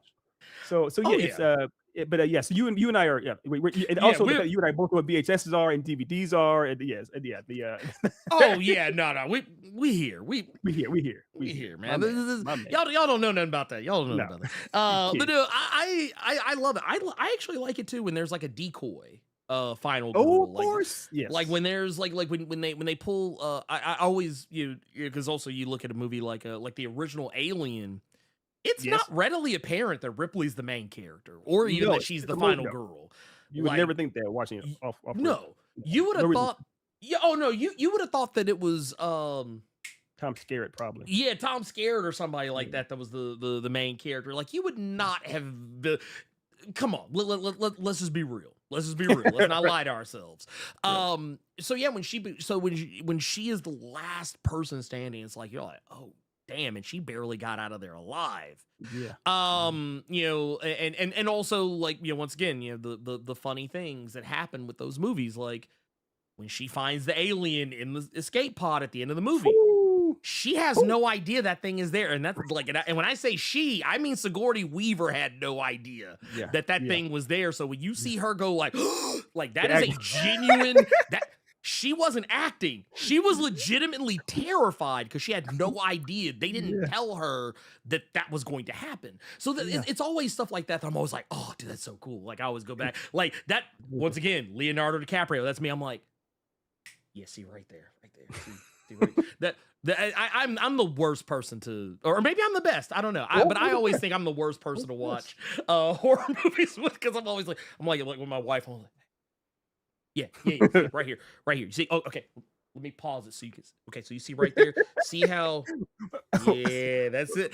Paul's into it the first time I watched a movie. I'm sure I'm sure she Right? loves you. I'm Yeah. sure she's like, yes, I'm so Oh, glad to yes to marry this guy. she's gotten used to me by now. But no, that was me. Like I was that guy. Like I was so obsessed with it. I had like this weird like passion for it. But no, I think that that is something that when sussing out a genre for whatever it is you want to do, I think honestly I do think like your first thing you do should be something that you're very passionate about because I feel like for one you'll probably stick with it. You're more likely to want to stick with it. Like for me, the opposite would be romantic comedies. Not because I hate them, I don't watch a lot of them, so I don't. I mean, I could figure it out, but like I would actually have to like the level of effort I would have to put into writing a romantic comedy versus writing Mm. a horror would be so night and day different. It really is. But that's where the fun nuance comes in, my man. As far as like Hmm. again, not to keep on talking about the same thing, but the current project I'm on with my client, it is essentially a love story, and it's a love story Mhm. in the sense where this couple meets, and this husband or this fiance, he's going for his trying to do he can't help his young his girlfriend, and the horror comes in where she's trying to deal with this. He has to go into her mind to help her, and the idea is like, what would you do if someone that you loved was dealing with a crippling illness and you had no idea to fight it? That's the thing. It's like the Mm. stakes are, if I fail, my lover dies. So it's kind of it's Right. a turning point in that regard, and where you have to slay the giant or slay the dragon for them, so to speak. It's the same Mhm. idea as you and I both played Bloodborne. Right. Bloodborne is a horror movie that you're in control of.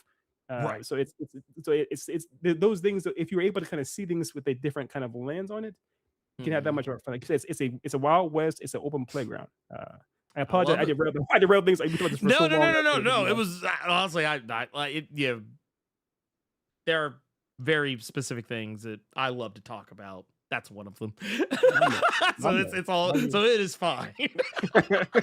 But no, I did want to say though, the this right here, the Odd Thomas said something that I thought was very important. Horror is where the mundane becomes magical. And I think Yes, that that is very, very true. give that man a raise. Yes, I think I will definitely say raise granted. Yeah. Work that out with the accounting department. Yeah.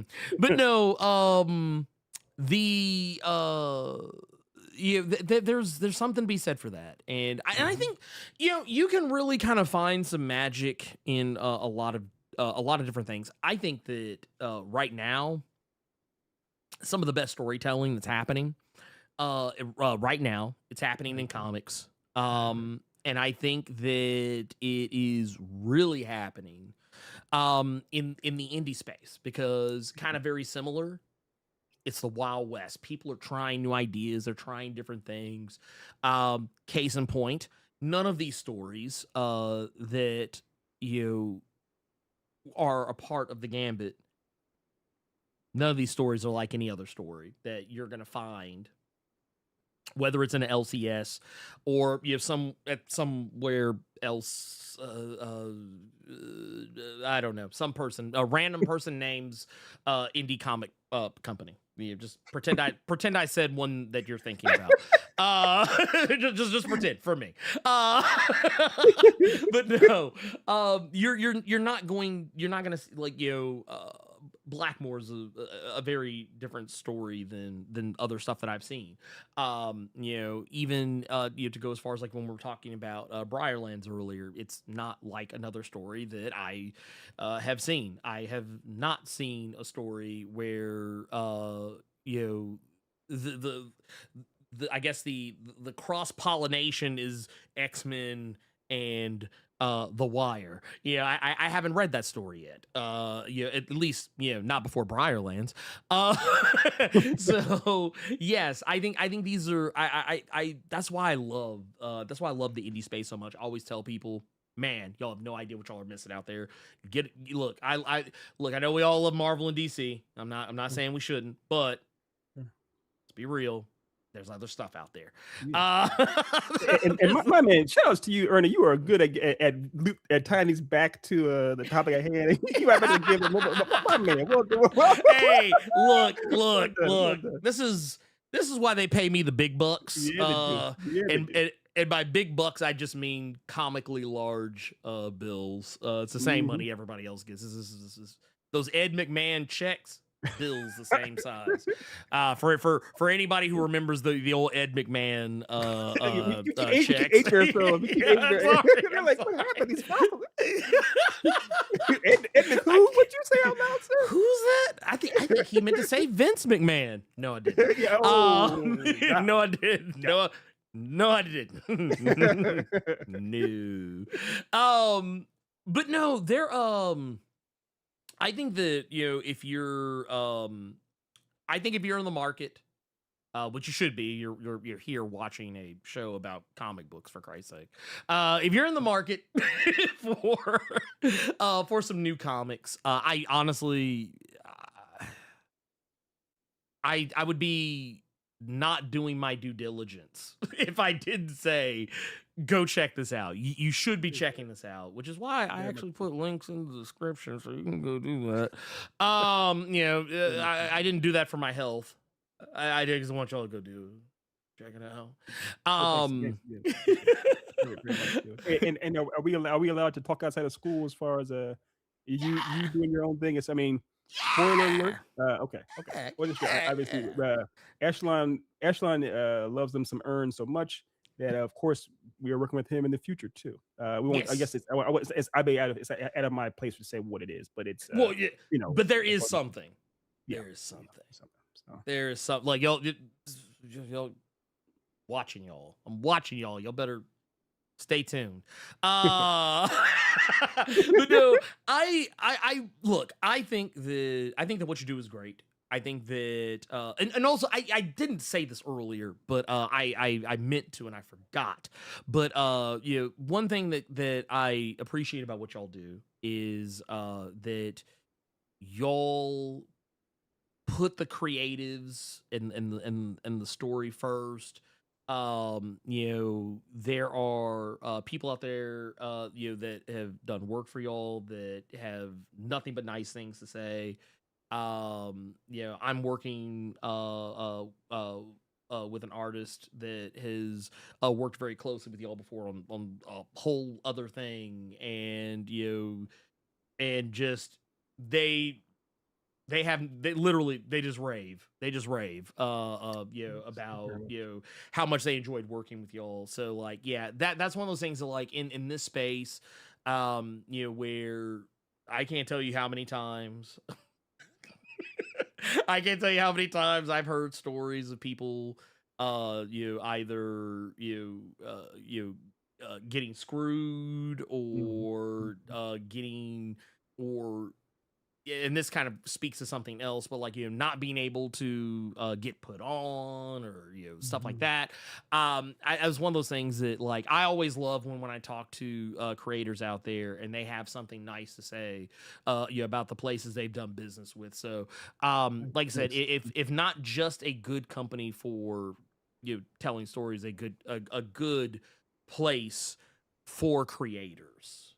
Thank you so much. Yeah, so Yeah, yeah, definitely. no. We hope so. And we're happy to have you. Working with us. Man. You're a great dude as well, Aaron. So yeah, it's Thank you. I try to be. you do. I Yeah, try. but all that's to say that we do want you and I both.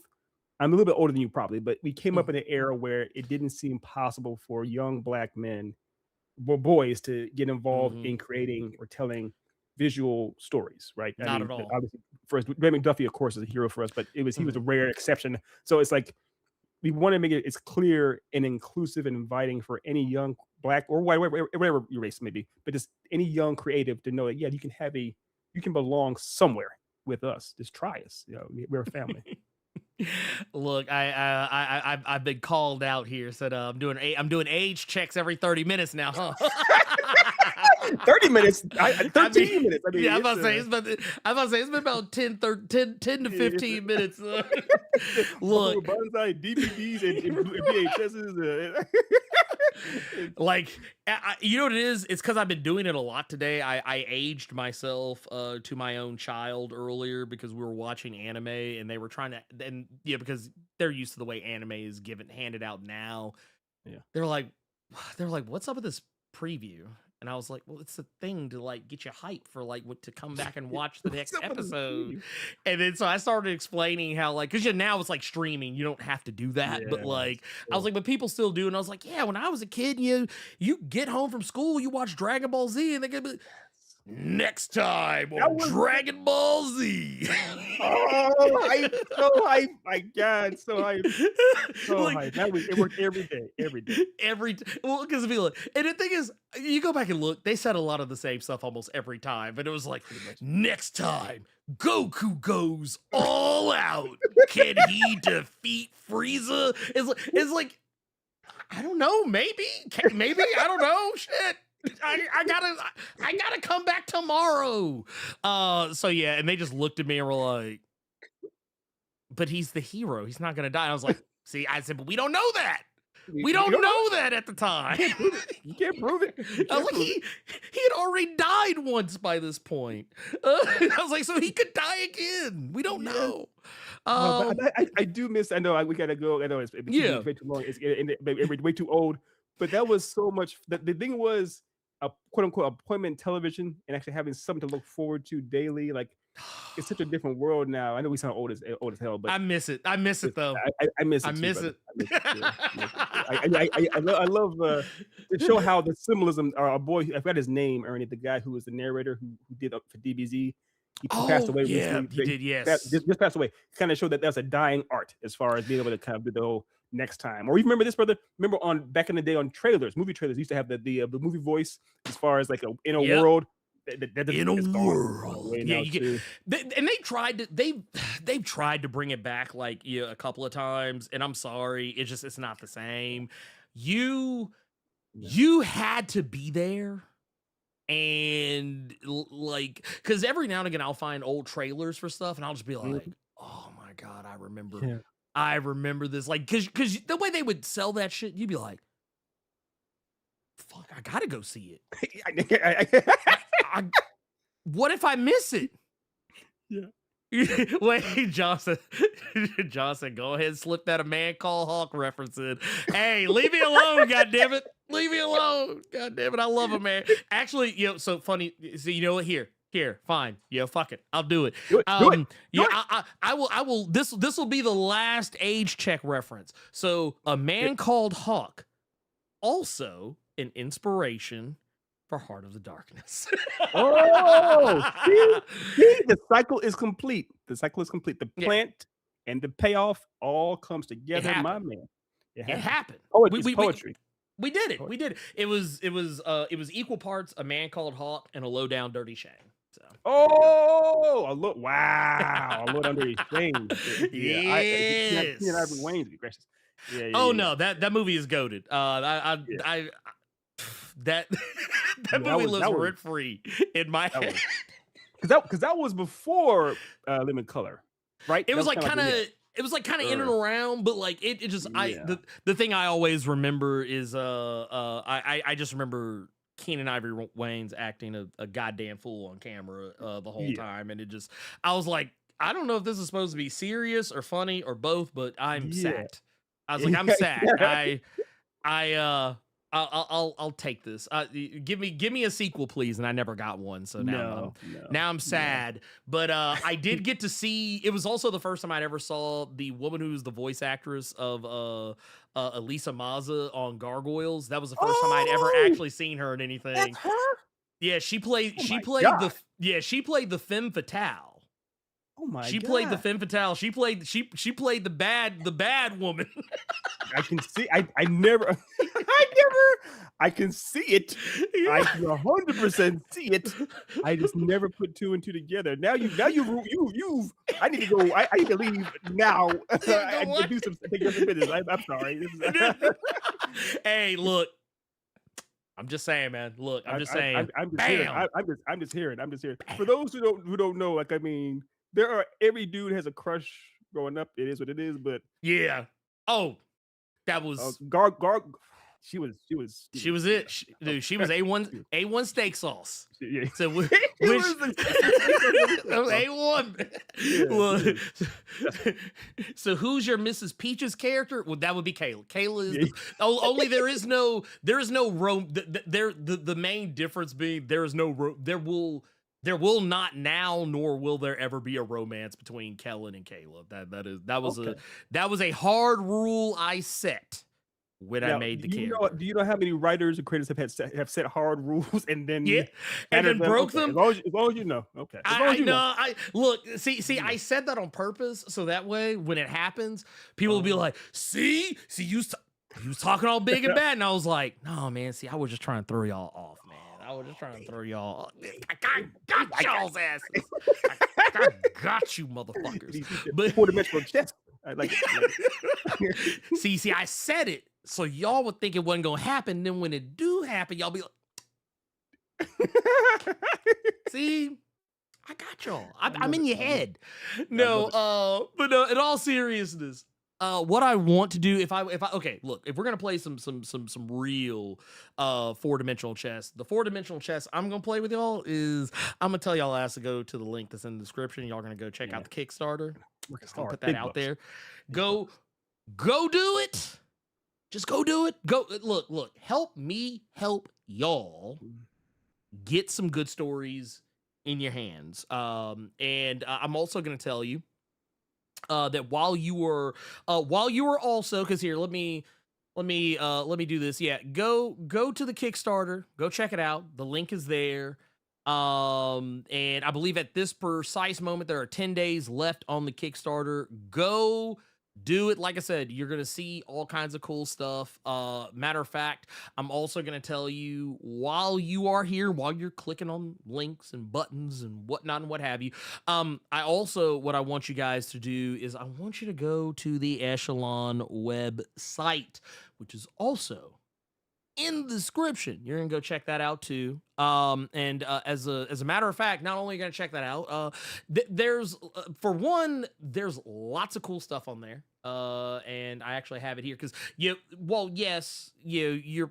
I want you to get the Gambit. I also want you to check out some of the other stuff that's going on over there because you can also get prints and you can get all kinds of like posters and variant covers.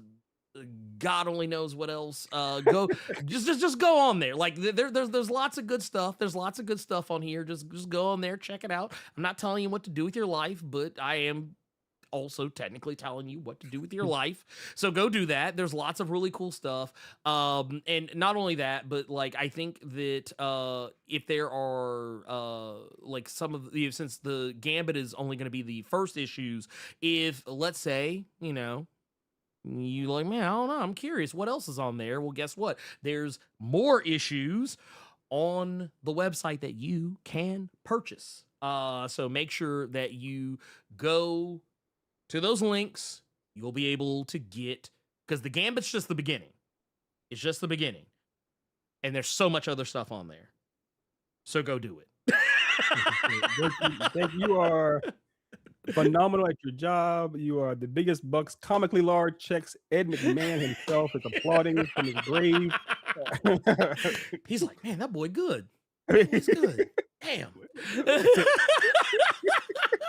Let me ask you this. Let me ask you this. How many people do you think right now are Googling Ed McMahon to figure out who he actually is? They're like, Ed McMahon? Ed McMahon? Who the fuck is Ed McMahon? It's actually funny. I'm sitting here thinking about it like right now, and I'm like, you know what? Dude, there's probably like 5 people here that know who Ed McMahon is, and that's it's crazy too, because I feel like that man was like he was the most well-known white man of my time. But yeah, damn, yeah, fuck, I feel old as shit now. But I'm sorry, man. I gotta take my medicine. Damn, it's crazy. But no. Was there anything else you wanted to plug while you were still here? Yes, of course. I wanted to plug a Gargoyles with Lies. I'm kidding. That's we're horrible people. But no, man. I wanted to plug. I do want to give a massive shout out to Blerd Without a Fear, man. Thank you so much for having me on. I've been a fan of yours for a while, of course. Thank you. I know you and obviously the captain are closer. You guys are your boys. You're real tight, but you're a family with us. You know that for a fact. So thanks for having me on. Yeah, definitely check out Ernie's book, of course. I'm gonna get it myself. I'm supposed to be getting a copy, so I'm waiting for it to come. Please, of course, check out any and all indie creators, any books that are out there. We're doing our thing. We are trying to actually get some footwork, some grounding on there. It is very, very, very hard in this industry to have a voice, and if you have the courage to speak, it helps if someone's listening, if any of that makes sense. So yeah. That's bars right there. Like that's a matter of fact. I would go as far as to say that yeah, that's 11 out of 10. No notes. People, you know what to do. I've given you I've given you the tools Mm. to go forth and check out some amazing things. Go do that. And let me know how that works out. Like, if you go check out these books, well, for one, let me know what you think about them. But also, go follow. I got links for Echelon's social media stuff. Go tell them what you think too. Go follow, and also you'll get to see like little teases and get I guess, for lack of a better way to put it, you get put on when whenever they have something going on. And yeah, stay tuned, because I mean, I think that if you start paying attention now, you'll be less surprised when you start hearing Echelon's name more. That's all I'm gonna say. Ooh, bars. That's bars. Just saying. I'm just saying. Platinum bars. Look. Get gold. You might say I'll do platinum bars. Okay. I'm just saying. But no, thank you so much for hanging with me, and everybody else. I will see you all later. In the meantime, go read more comics. Go read more indie comics. More specifically, you know what? If you have the mind to, go make some comics. We're out of here. Peace out. All right.